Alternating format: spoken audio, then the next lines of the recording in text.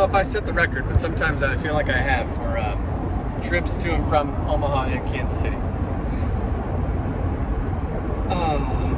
This trip used to be a lot more fun and eventful and full of love when I had the two kids that made this city home for me that I no longer talk to or see. So these days, my trips to and from Kansas City, unfortunately, are more about nobody waiting for me, and the only people that are waiting with handcuffs today. So I just want to finally start, I don't know, sharing my side, see if I can help somebody else avoid such bullshit. God knows I got a little therapy out of all the responses I got the other day, and like a couple in particular, like, you know, I don't like being a victim and asking for help. It's very hard, and really I have to help myself more than anything, but it's a hard deal being a father, a loving parent of any kind, and not having your purposes, you know, the things that you thought you were doing it all for. So yeah, this drive doesn't feel like I'm going home either way anymore. I feel like I'm like definitely in limbo a little bit because you know, without my kids, unfortunately life can't be full for me. Some people can put it in a box and operate, and I'm not able to yet. So there's something about being so screwed over and so like annihilated in my situation and in situations like mine. For what? Emotional reasons? And like, you know, the thing is, you never hear stories about men doing this kind of stuff to women. Not letting them speak to them, holding them hostage for money. Like, what money? The money's gone. Like, I don't even know what. So all it is now, all it's about now for me, it's with my ex is, I don't even know. Actually, I do, but it's about truth, which mine's not always easy, but at least I live it. Like, at least I'm in it. I'd rather be here than fucking winning and not fake, but just manipulative and lying. And like, I never wanted to talk bad about my kid's mom or their grandma. And if they would have just stopped, I never would have. But like, they just keep coming. They just keep coming.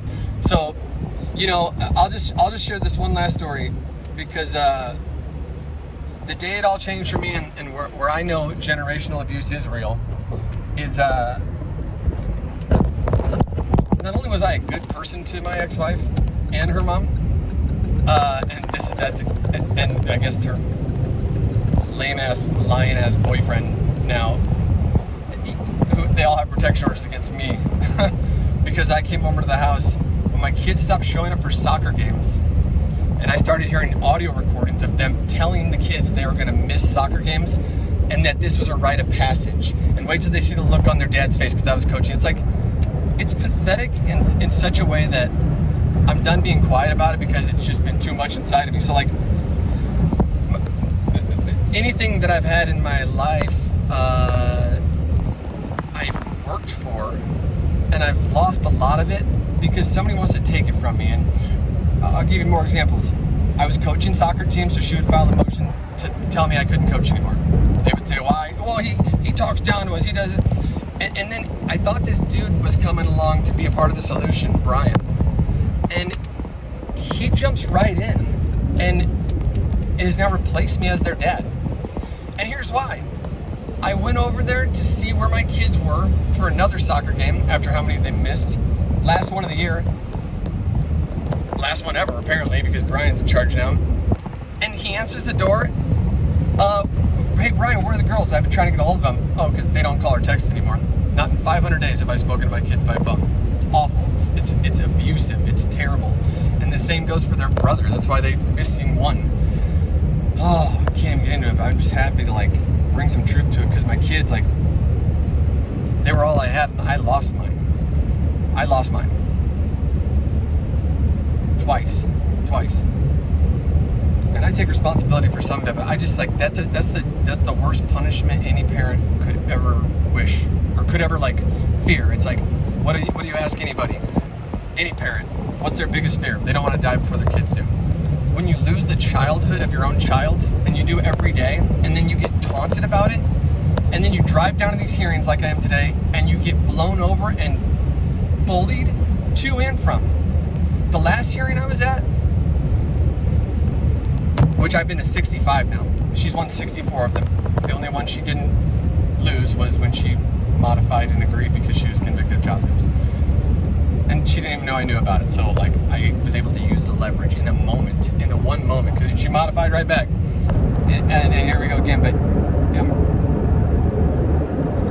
when you have three people who are on the other side of your child's life, a mother and a father, a moon and a sun, the most important two things that need to work in harmony for a child to have a wholesome and best opportunity of all time upbringing, whatever that meant. Everybody knows it's true, unless I guess you didn't have one, or you have petty ass feelings you can't get out of the way. I grew up with an amazing father and an amazing family, and they're still so disappointed, as am I, that this is still my journey. And I finally started leaning into it a little bit and hoping that, well, shit, maybe the big guy, not Donald Trump and not the judge I'm about to see, but the real judge, maybe he's poking me. So for any of y'all that I like, I kind of offended, or like you reached out to me and said it was a little improper to speak about, you know, personal issues or like your children's parent. Trust me, I agree, 1,000%. I never thought it would be me, but and for that, you know, I'd like to apologize to absolutely nobody, because until you're a deadbeat, you don't know what it's like to be a deadbeat. And I'll tell you what, that was actually the most peace I felt in ages, and I think the timing of it is because today's hearing is me going into a probation violation with warrants out for my arrest and probably not coming out until my next hearing. And it just sucks because I don't want to go to jail anymore. I've been in jail so many times, never before I met my ex-wife, and oftentimes not even for my behavior anymore, but I take responsibility for going over to check on where my kids were for the last 3 games of their soccer season that they began skipping, that I began notifying myself with the surveillance I have in place because I have to. And now it's all going to come out because I've been holding on to it for so long that it's been killing me. So Brian, when you answer a door to somebody else's kids and their dad is looking for them, first of all, let them call him me. Why wouldn't you, dude? It's creepy, dude. It's creepy. And I wish Mary knew, because if Mary really knew what was going on, she would step in, because this is fucking unacceptable. And it's not even fucking funny, but I'll tell you what, my kids actually look up to you still. So you don't even have to stay dishonest. You can actually be real and actually connect them with their dad. But instead of being part of the connector, you are just a pushover, and you're not even standing up and doing what's right as a man. If you really want to keep Vanessa around, you should stand up for what's right and earn her respect, because you have none of it, dude. You're a bank account, and you're taking my kids from me, and it's gone on for too long now, dude. I've asked you politely. I came over there. I walk in the door after you told me my kids didn't want to. Oh, not only did they not want to attend the game, they didn't want to speak to me. I was like, okay, hey, Brian, let me talk to my kids, because every other week they're my fucking kids, dude. My fucking kids. I walk in the house, take one step in. Hey, to his credit, he'll defend that. I mean, you've been chasing it forever. You better defend it, Brian. But I'll tell you what, you talk to a father of your kids. You're not. What are you defending, you idiot? God, I wish I would have slapped you harder. So anyway, he body slams me. Literally body slams me. And the recording's terrible, and I regret it forever because my kids were right upstairs. But I lost my mind, because I am losing my mind. And now I lost my kids, because the damage control is terrible. And I uploaded that video. I'll never listen to it again because it's awful. But I'll tell you what, I do not like you, Brian, and I hate what you're doing to my kids. And how dare you come in and take this role, because now they think it's right, dude. Like you have a responsibility to children. And that includes not going to gay pride parades when they're 8 years old just because your mama told you so, dude. Chance moved out and you lied about it to people. Like, you are part of the problem and you're being a weasel now. And so here I come down for another warrant so you can send me to jail. And I hope you come in with your little victim impact statement. You couldn't even look me in the eye because all you're doing, you're not even thinking, dude. You're not even thinking. And you charge me $4,337 for your stupid, oh yeah, here you go. Your stupid, yeah. You know what? I gave you so many chances to be part of the solution, and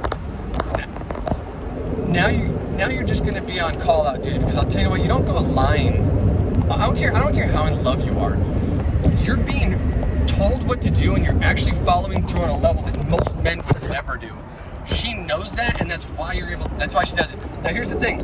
I get up from Brian body slamming me, because I was over there to coach my kids, which is my last game, because they filed a motion saying, couldn't anymore.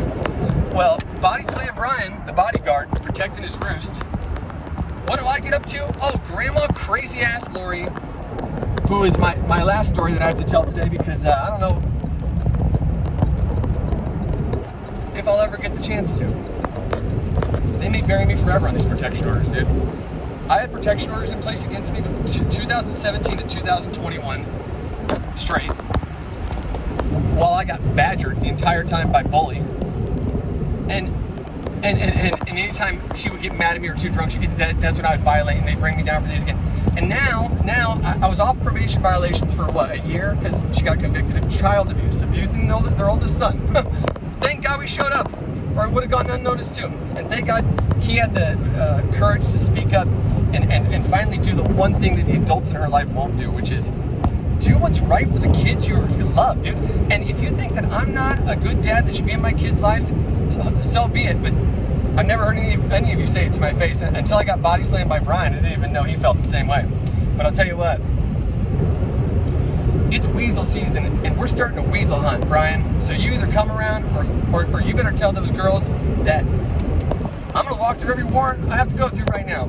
I'm coming back, and I'm gonna be in your territory. I don't care how many protection orders you want to file. You think I'm threatening you? No, I want to co-parent, dog. Like I've said from the beginning. And I challenge anybody, including the judge I'm about to see, to look at all the evidence that I've uploaded. I didn't even want to do it ever, but I put up anything and everything because I want everybody to see how I communicate too. I've had to swallow my pride. I've had to go through the worst, most possible pain I ever endured. No parent should have to go without their children, but to go without them when they're 2 and 4 years old and not know when they're going to see them, when you love them so much, I had some of the most awful pain. I drove 3 hours for Daddy for donuts one day, only to arrive to the 2 evil dragons waiting for me, making sure I couldn't get into the Daddy for donuts that they overheard my daughter inviting me to the day before on Skype, that they monitored like hawks. You guys are monsters. You know what? The day I knew that Lori was an abusive monster was when I was late for a job interview. It was Kaylee was 1.5, so whenever. I wanted to forget this day forever, but I'll say it one time. I arrived late as usual because I'm doing everything. I always get yelled at for being late when I'm coming to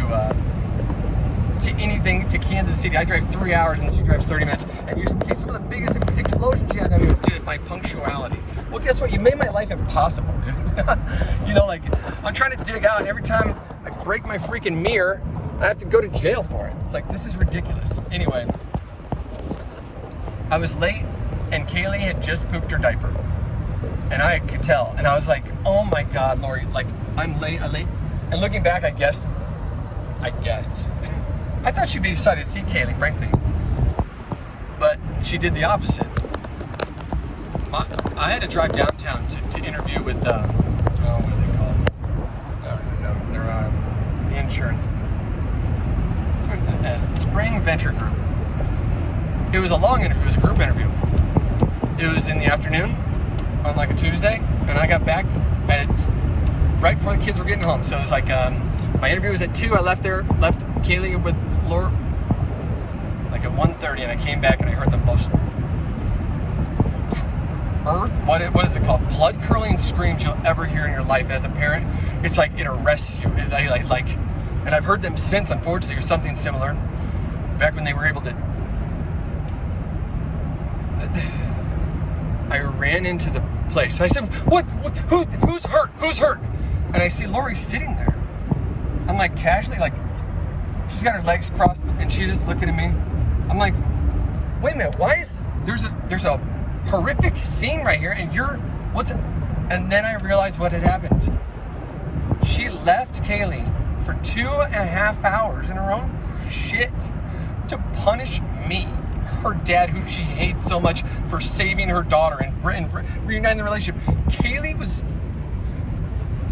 I'll never forget it. She had rashes for a month. It was, I wish I could have a protection order for punching you in the face that day. I wish I could have punched you until you were unrecognizable, so we wouldn't have to see that smirk ever again. That's what I wish. I wish somebody else would have done it, so you didn't have to fight for all your dead, deceased husband's will against his family. You're a sick person, dude. Marry somebody for money, not for love, and can't even teach your daughter how to feel or receive love. You know how many? Ask her how many cross country events she showed up to. Oh, how many did you show up to, Lori? You're such a good parent. You're such a good grandparent. You're steering the show. How many? Oh, what? You didn't go to one? Oh, and then you got mad at your husband for going because you're an insecure weirdo who married a guy 40 years older than you, and you thought he was competing for your daughter, and you scared her off for that reason. She became a stripper in Colombia, and that's what we have today. And now I'm trying to work with this, dude. I am no better than anybody, dude. I'm a drug addict. I'm not an abuser. I'm not an abuser. But anyway, a lot of people would think that I am, because I have to go to battery classes. So, and it's not for like Energizer Bunny lessons. But jeez, the amount of protection orders I've had, I should beat something. I deserve a couple beatings.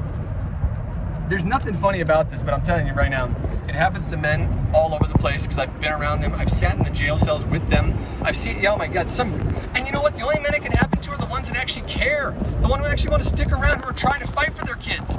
I have nothing left to take. And yet I'm going to go to court today like I do every other day. I'm going to walk through it and cry like a bitch when I get behind the jail cell for the first night until I meet probably one of the gay guys who like usually take me in, and they can see that nobody's bailing me out. And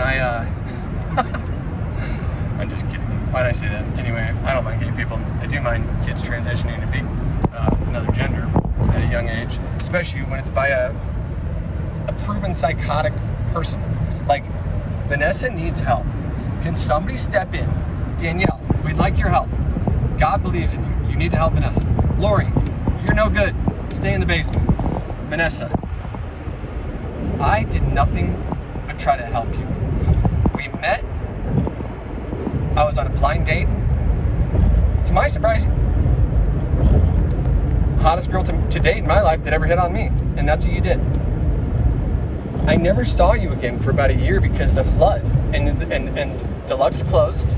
So when you came walking by my office selling things business to business, I was elated to give you an opportunity, and especially because all the guys up front were already drooling over you when you walked in.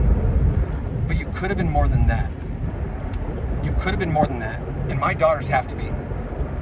You came in and right away there was drama, and I remember it like it was yesterday because it should have told me everything. But then again, that was when I used to trust people and used to believe in people to a fault. I didn't know it was a fault until you came along. You've hurt me more than anybody ever has, and you're the least one to deserve to. Because Mark Scarrow wrote a letter, you should read it, about how we fought to get you hired. Because you had no experience and you were terrible on the phones. You made my coffee every day, and then you began to sit on my desk to compete for my attention. And that made me feel good, but only because I was coming on the heels of a real tragedy in my life.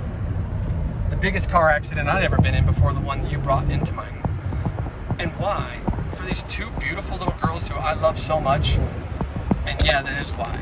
Because the reason you're mad at me and the reason you left me the way you did is because you knew I loved them And when you saw me love them, you knew I didn't love you. And we kind of talked about it. And I told you I was going to stay with you anyway because I always would. But we could talk like that because you lied before about big things.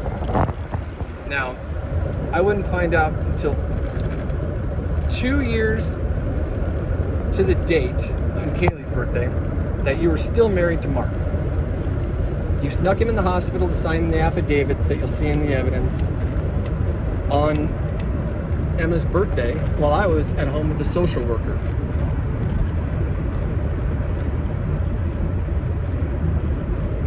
Social worker. I was surprised to wake up to it too, but who knew? All I knew was when Emma was born, I loved her more than anything, and I always will, and I always have. And you've taken her from me, and you've now tried to make her hate me. And you've been doing it so long, and you've gotten away with it.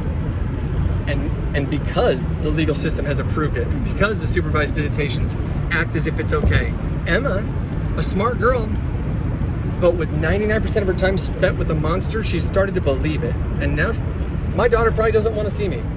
So these trips are awful. I'm driving to literally hell. And I'm going through it for people that don't even really want to see me, but I love them so much. And guess what? Your grip on them cannot last forever. And this is the last thing that's left to do, which is like, I guess, expose you, but it shouldn't even have to be like this. Brian, I asked you, the co-parent, Danielle, I love you, but you've spoken up before, and you have to know that doing right by God is all that matters. And so I may not be the easiest person to support. I'm a broken person. But those that really know me know I'm a loving parent, and becoming a parent is all I want to do. So I don't have anything else to lose. And I guess what I'm really asking is, Joshua Holly, whatever your relationship is to her, cut it. We gotta get gender bias out of family court, buddy. I'm coming to you. If I don't talk to you soon, and if I never post again, it's because Brian was my celly. And we made up and never wanted to come out again because we're gonna do what's best for the girls.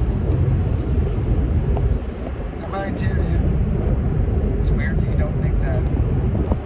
It's sad that they're yours, actually, but I appreciate you being there, but you're being there in a terrible way because your silent approval is pissing me off. And it's like, sooner or later, if you are from the family I think you are, then somebody's gonna see through to you, and you have a brother or somebody who starts to wake you up because, dude, it doesn't have to be like this. We're dudes, bro. Like, malicious mother syndrome doesn't apply to you. You're not even a mother. You're a dependable, good dude, but you're whooped by a person that isn't whooping you for the right reasons. Stand up. Say one good thing about me. Everybody else can, but the three of you, it's insane. And I don't even care. It's not about me. What I'm trying to say is I'm trying to be the one. I don't want this to be a, what do they say? A mutter and a martyr. I don't want to be a martyr. I don't want this job. I want to be in my girls' lives. I don't want to be on Facebook doing this, but I do feel like it kind of went well. So maybe we'll try again. I don't even know how to upload this, a 23-minute video, but I'm going to because